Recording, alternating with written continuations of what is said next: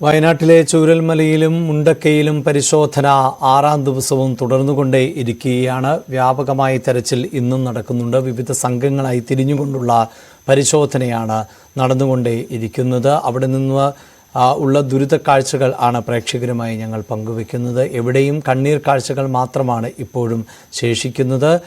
അതേസമയം ദുരന്തത്തെ അതിജീവിച്ചവരെ ജീവിതത്തിലേക്ക് തിരികെ കൊണ്ടുവരുവാനുള്ള ശ്രമങ്ങളും ഊർജിതമാണ്. ക്യാമ്പുകളിൽ കഴിയുന്നവരുടെ മാനസികാവസ്ഥ വളരെ മോശമാണ്. അവർക്ക് മാനസികമായ പിന്തുണ നൽകേണ്ടതുണ്ട്.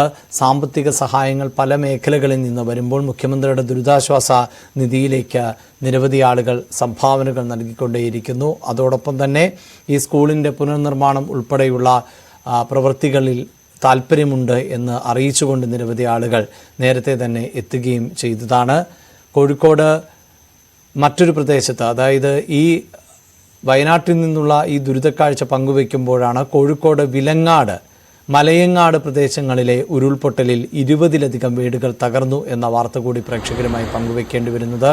മഴ കനത്തപ്പോൾ ബന്ധുക്കളുടെയും സുഹൃത്തുക്കളുടെയും വീടുകളിലേക്ക് മാറിയതിനാൽ വലിയ അപകടം ഒഴിവായി എന്നാണ് പ്രദേശവാസികൾ ഉൾപ്പെടെയുള്ളവർ പറയുന്നത്. ജാഗ്രത കൊണ്ട് മാത്രം അപായത്തെ മറികടക്കാനാണ് ഇവർക്ക് സാധിച്ചത്.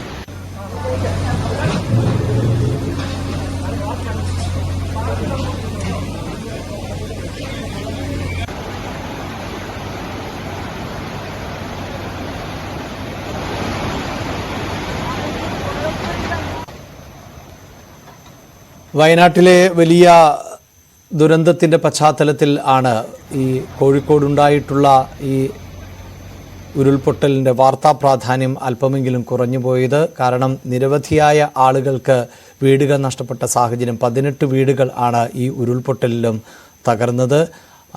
വയനാട്ടിൽ 300-ലധികം ആളുകൾ, 364 എന്നതാണ് ഇപ്പോഴത്തെ മരണസംഖ്യ. അത്രയും വലിയൊരു ദുരന്തം ഉണ്ടായപ്പോൾ ഇവിടെ ജാഗ്രത പാലിക്കാൻ സാധിച്ചു. വിലങ്ങാട് മേഖലയിലുള്ളവർക്ക് ജാഗ്രത പുലർത്താൻ സാധിച്ചു. അവർ മാറി താമസിച്ചു എന്നതുകൊണ്ടാണ് വലിയ അപകടം ഒഴിവായത്. നമുക്ക് ദൃശ്യങ്ങളിൽ കാണാം. സമാനമായ തരത്തിൽ, വയനാട്ടിലേതിന് സമാനമായ തരത്തിൽ വലിയ കുത്തിയൊഴുകുന്ന ജലം നമുക്ക് കാണാൻ സാധിക്കുന്നുണ്ട്. അവിടെയും ചെളിയും മണ്ണും കല്ലും എല്ലാം അടിഞ്ഞുകൂടി തന്നെയാണ് ഇങ്ങനെ ഒഴുകുന്നത് എന്നത് ആ ദൃശ്യങ്ങളിൽ നിന്ന് തന്നെ വ്യക്തമാണ്.